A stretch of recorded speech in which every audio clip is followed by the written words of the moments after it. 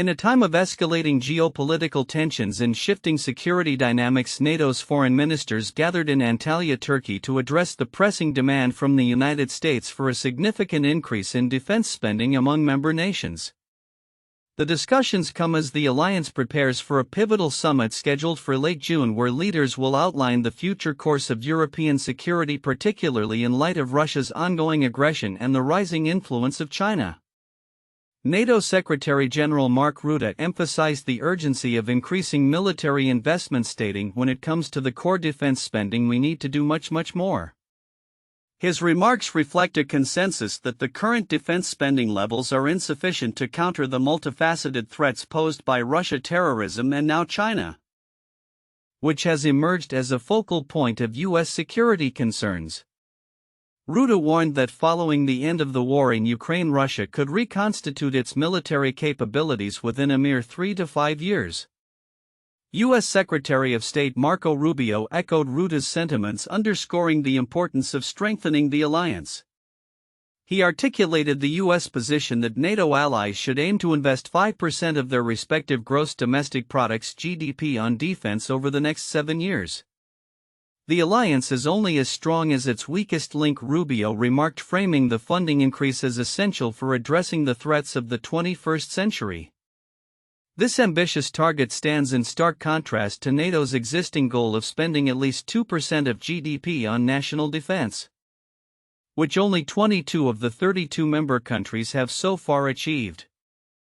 The proposed spending plan aims for all NATO members to reach 3.5% of GDP on defense budgets by 2032, with an additional 1.5% allocated to related infrastructure such as roads, bridges, and cybersecurity. However, significant disparities exist within the alliance, as several nations, including Belgium, Italy, and Portugal, are currently falling short of the 2% threshold. The prospect of meeting the new benchmarks raises concerns about the feasibility of such an increase, especially within the context of varying economic capacities and political priorities across member states. The urgency of this conversation is amplified by the upcoming summit, where President Donald Trump will join other NATO leaders to further define the alliance's strategic direction. The summit is expected to address not only defense spending but also the broader implications of security dynamics in Eastern Europe, particularly regarding Ukraine. As NATO continues deliberations, the specter of Russia's military actions looms large, complicating the alliance's ability to present a united front. In parallel developments, the geopolitical landscape is further complicated by ongoing peace talks between Russian and Ukrainian delegations in Istanbul, marking a significant step toward resolving the conflict that has dominated European security discussions. While the U.S. administration has taken a cautious stance regarding Ukraine's membership in NATO, the dynamics of this relationship will undoubtedly influence discussions at the summit. As NATO navigates these complex challenges, the call for increased defense spending is not just a financial imperative but a strategic necessity. The alliance faces the dual challenge of addressing immediate threats while also ensuring that it is prepared for future security landscapes. The decisions made in Antalya and during the upcoming summit may well shape the trajectory of NATO's role in global security for years to come. Looking ahead, the implications of these discussions will resonate throughout Europe and beyond as NATO seeks to bolster its defenses amidst rising global tensions. With the specter of new threats on the horizon, the alliance must adapt and evolve, solidifying its commitment to collective security in an increasingly unpredictable world. In a politically charged atmosphere, recent developments surrounding the U.S. Department of Defense (DoD) have sparked significant debate regarding the treatment of service members, especially in the context of mental health and the inclusion of transgender individuals in the military. As Secretary of Defense Pete Hegseth navigates these complex issues, he faces pressure from various fronts, including calls for accountability in military suicides and scrutiny over his policies affecting transgender service members. The ongoing legal battle over the Trump administration's ban on transgender military service has reached a critical juncture. Lieutenant Nicholas Talbot, an Army reservist and one of the lead plaintiffs in a case challenging the 2025 ban, expressed his frustration following the U.S. Supreme Court's decision to pause a lower court ruling that had temporarily blocked the ban. "A lot of us are really just kind of preparing for the storm at this point," Talbot remarked, highlighting the uncertainty many transgender service members face regarding their futures in the military. "We have to prepare to face the worst-case scenario that we are all about to lose our jobs." Talbot, who joined the Army after the Biden administration's reversal of the previous ban, is determined to fight for his right to serve. He emphasized the unique experience and training he brings to his role, stating, "They're losing somebody who's got over a decade of experience dealing with high-pressure situations." His case not only represents his personal struggle but also reflects the broader implications for thousands of transgender individuals currently serving in the military. As Hegseth grapples with the fallout from the trans-military ban, he also faces increasing scrutiny regarding mental health crises within the armed forces. Following the tragic suicide of Navy Petty Officer 3rd Class Brandon Caserta in 2018, his parents, Terry and Patrick Caserta, have been vocal advocates for improved mental health resources in the military. In an open letter addressed to Hegseth, Terry Caserta urged him to confront the systemic failures that contribute to the rising suicide rates among service members. "We lose nearly 3 active duty service members every day to suicide," she lamented, emphasizing the need for urgent action. While the DoD has made strides in addressing mental health through initiatives like the Brandon Act, which aims to streamline access to mental health services, Terry Caserta expressed concern over inconsistent implementation of the law. "Service members are often punished for asking questions or requesting help.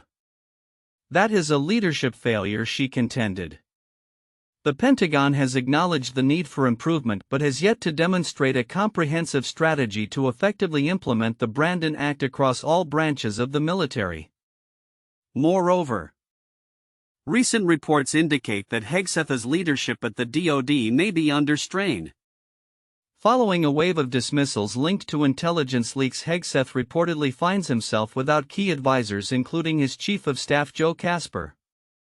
This internal turmoil raises questions about the effectiveness of the current administration in managing both military personnel and pressing issues such as mental health and inclusivity. As the conversations surrounding these critical issues evolve, the intersection of military policy, mental health, and the rights of service members continues to unfold. Talbot's determination to serve and the Caserta family's advocacy for mental health reform illustrate the urgent need for systemic change within the armed forces. Hegseth's forthcoming decisions and actions will be pivotal in shaping the future of military service, particularly for those who face additional challenges due to their gender identity or mental health needs. Looking ahead, the implications of these developments are profound. As legal battles progress and the DoD reassesses its policies, the military community will be watching closely. The outcomes of these discussions could redefine not only the experiences of transgender service members but also the broader approach to mental health care within the U.S. military, setting a precedent for years to come. In a contentious series of congressional hearings, Robert F. Kennedy Jr., the Secretary of Health and Human Services, defended significant budget cuts to his department that have sparked widespread concern among lawmakers and health advocates. Testifying before both the House Appropriations Committee and the Senate Help Committee, Kennedy faced intense scrutiny regarding the implications of the cuts, which he acknowledged would be painful for many programs and services. Kennedy attributed the sweeping changes in the Department of Health and Human Services (HHS) to a framework inspired by Elon Musk's DOGE initiative, claiming that his team has implemented a blueprint for spending reductions. This overhaul is marked by the loss of approximately 20,000 jobs through firings and voluntary buyouts. Despite the backlash, Kennedy expressed his commitment to the budgetary changes while admitting to having reinstated certain programs that were mistakenly cut. The hearings officially focused on President Trump's budget proposal for fiscal year 2026 quickly turned into discussions about a range of pressing issues, including vaccine safety, the ongoing measles outbreak in Texas, and the ramifications of the HHS restructuring. In a notable exchange with Representative Rosa DeLauro, Democrat Connecticut, Kennedy asserted, "You have the power of the purse." To which DeLauro countered that the Trump administration is illegally withholding funds appropriated by Congress. This back and forth highlighted the tension between executive authority and congressional oversight. Kennedy's responses drew mixed reactions from lawmakers. While some Republicans urged collaboration between Congress and the administration to ensure accountability and effective governance, Democrats were more critical.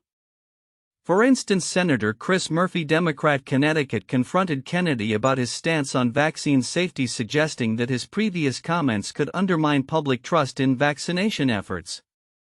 Kennedy's analogy comparing advice on swimming in a potentially dangerous lake to vaccine recommendations drew both laughs and concern in the hearing room. The hearings were further complicated by external protests, with demonstrators accusing Kennedy of negligence in public health matters, particularly regarding AIDS treatment. Such disruptions only added to the already fraught atmosphere as Kennedy attempted to navigate questions about the specifics of the budget cuts and their impacts on biomedical research and public health programs. As the hearings progressed, it became apparent that the details of the cuts remained unclear, with Kennedy often promising to follow up with additional information. Lawmakers pressed him on issues such as delayed payments to community health organizations and the rationale behind cuts to vital programs, including those associated with the World Trade Center Health Initiative. The hearings also reflected broader concerns about the future of health policy in the U.S. amidst rising cases of measles and other preventable diseases. Kennedy's approach to healthcare reform is being closely watched. His comments about vaccination were particularly scrutinized, with some lawmakers asserting that his views could potentially exacerbate public health crises. Looking ahead, the ongoing debate over healthcare funding and policy is likely to intensify, especially as the impacts of the budget cuts become more pronounced.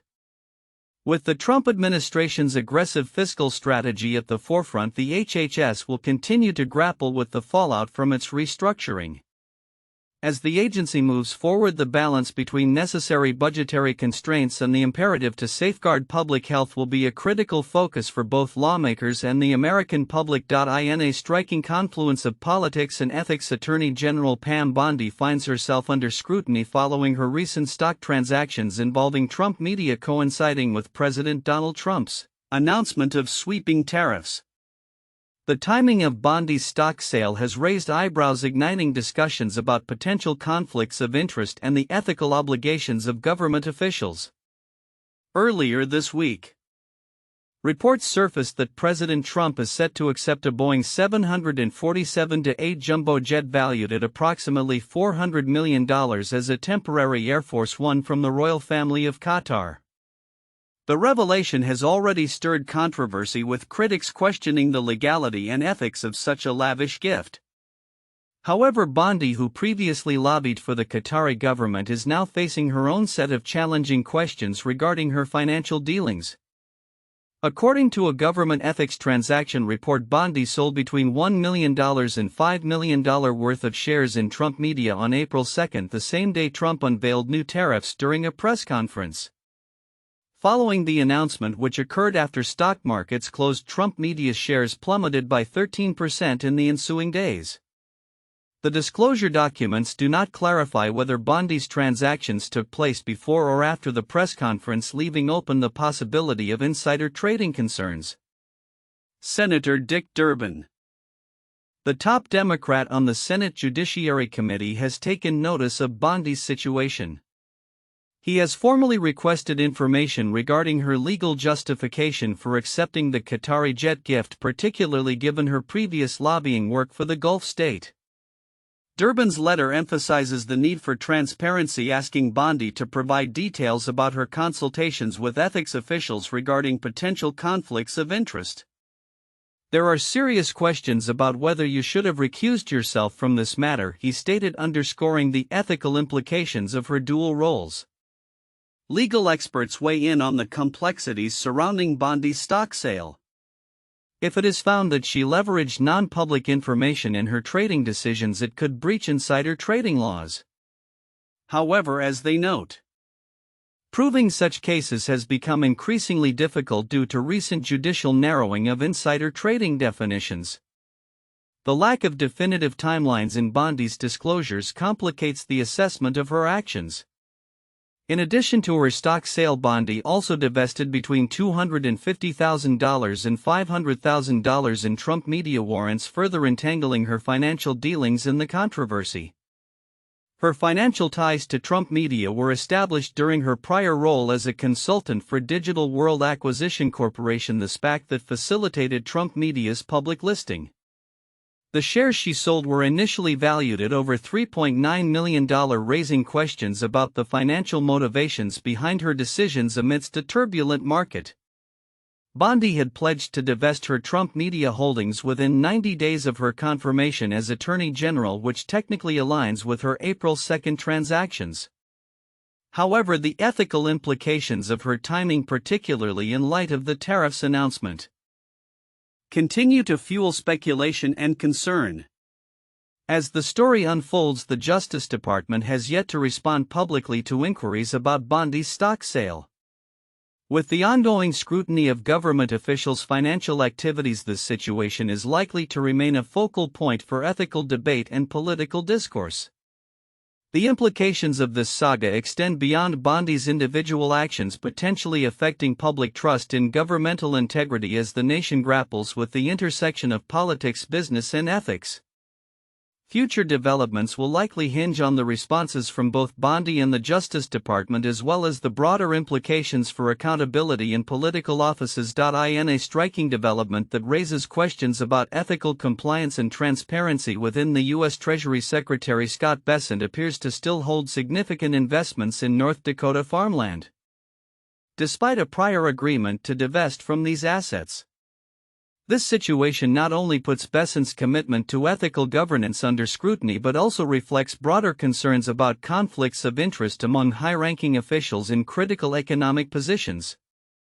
Bessent, who was confirmed as U.S. Treasury Secretary in January 2025, had committed to divesting from 25 entities in which he or his family held investments as part of an ethics agreement. However, as of mid-May 2025, one of these entities, High Plains Acres LLP, reportedly still retains ownership of approximately $18 million worth of farmland in North Dakota. This revelation comes amid Bessent's recent testimony before Congress, where he referred to himself as a farmer, a title that raised eyebrows given his financial interests. The farmland located in Petersville Township is part of a larger portfolio that includes approximately 5,662 acres across several counties in the state. This land, primarily used for corn and soybean cultivation, has been valued at more than $18 million, reflecting a significant increase in agricultural land prices in North Dakota. According to reports, Bessent's financial disclosure indicates that High Plains Acres generates income through a revenue-sharing agreement tied to crop prices, further complicating the potential for conflicts of interest. Bessent's ethics agreement, filed shortly before his confirmation, mandated that he divest from these assets by the end of April 2025.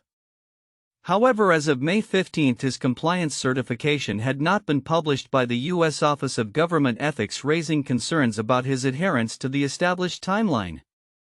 Ethics experts have voiced alarm over the implications of such financial entanglements, particularly given Bessent's role in shaping U.S. economic policy, which includes discussions on tariffs and agricultural trade. The potential for conflict of interest is particularly pertinent given Bessent's advocacy for tariffs, which have already impacted the agricultural sector significantly.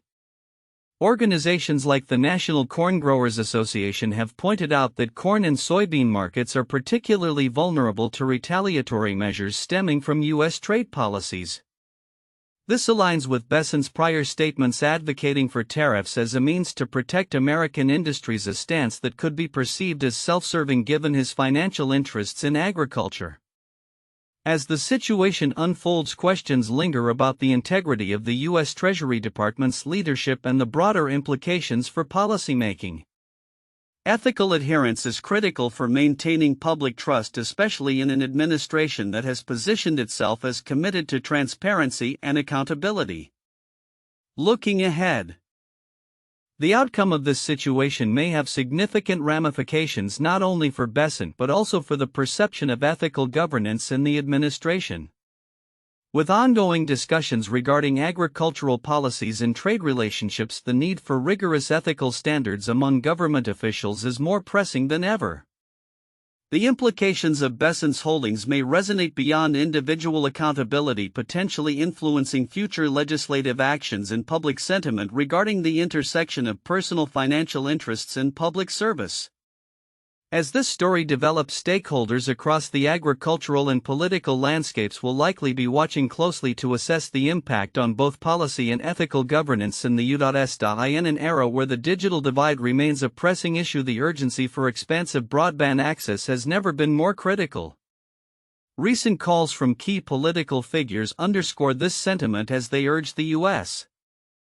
Commerce Department to expedite its broadband equity access and deployment BEAD program. The program, which aims to allocate $42.45 billion for broadband expansion, has faced delays under the Trump administration, raising alarms among advocates who warn that further postponements could have dire economic consequences. On May 15, 2025, Senator Jon Ossoff of Georgia, Governor Tony Evers of Wisconsin, and Keith Quarles, CEO of Louisiana-based fiber provider A2D, collectively urged Commerce Secretary Howard Lutnick to minimize disruptions to the BEAD program. In a letter to Lutnick, Ossoff emphasized the bipartisan support for the program, likening its significance to the rural electrification efforts of the 1930s.